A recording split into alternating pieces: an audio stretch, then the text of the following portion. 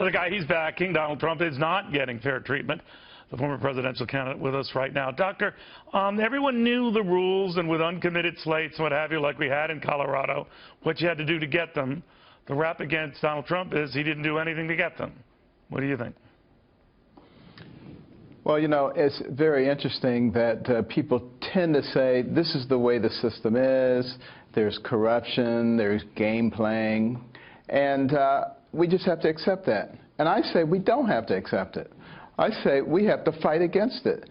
The way the system is supposed to be set up is around the will of the people, not around the will of a bunch of selected political people who can be swayed in various ways that the populace perhaps cannot be. So it is a problem. There's no question about it. So the fact that the fact that Colorado Republican voters aren't given a chance to hold a primary or caucus with direct vote themselves, that's what you find offensive, not so much the result of the delegate awarding that happened this weekend? Right. If the people are given the chance to express themselves, then I believe we have to accept whatever that expression happens to be. But in this case, they're not given that opportunity, and that stinks.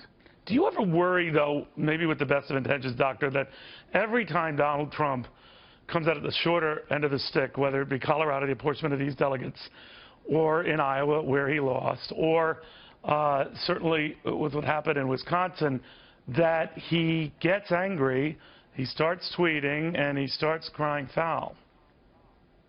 Well, I guarantee you that if somebody else was coming out on the short end of the stick and was being outmaneuvered, they probably wouldn't sit quietly by and just say, oh, well, that's the way it is. It really depends on which end of the stick you're on, the long end or the short end. Well, that's not true. A lot of times, a lot of candidates will grudgingly, not happily, cede defeat and congratulate the winner, as Ted Cruz has. He's no saint, and probably your guy is no saint either. Maybe you're no saint. I'm just saying that everyone sounds, when it's not going their way, they start whining about the process when everyone went eyes wide open into this process, right? But what that should tell us is that we should try to clean up the process. Why not try to make it people-centric?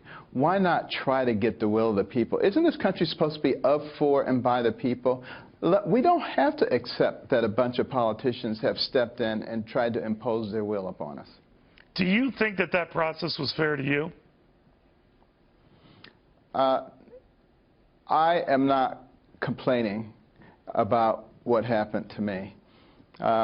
But, yeah, there were a lot of things in the process that could have been much more fair. There's no question about that. But do you think that Donald Trump recognized the process and that some states have uncommitted delegations, that being the savvy businessman he is, he could have struck deals or at the least gone to Colorado to meet with these delegates to get his way? He's pretty good at getting his way. He didn't bother.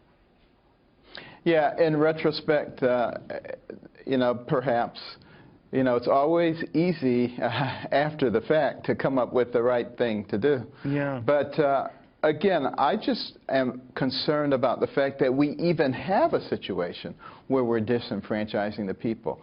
Why aren't we talking about that? Why aren't we talking about how to rectify that? You know, we're jeopardizing the future of this country. And anybody who thinks that all the Trump supporters are going to come out and enthusiastically support whoever they come up with, I think they're sadly mistaken, and that's what saddens me the most, because I think the Trump supporters should support whoever the nominee is, or whoever if Trump is the nominee, the other supporters should support him, because the consequences of not doing that are so severe, and people just don't seem to be able to get that through their thick skulls. Well, you're right about that. A lot of anger is out there. Dr. Carson, it's always a pleasure, sir. Thank you very, very much. You too. Yeah, thanks.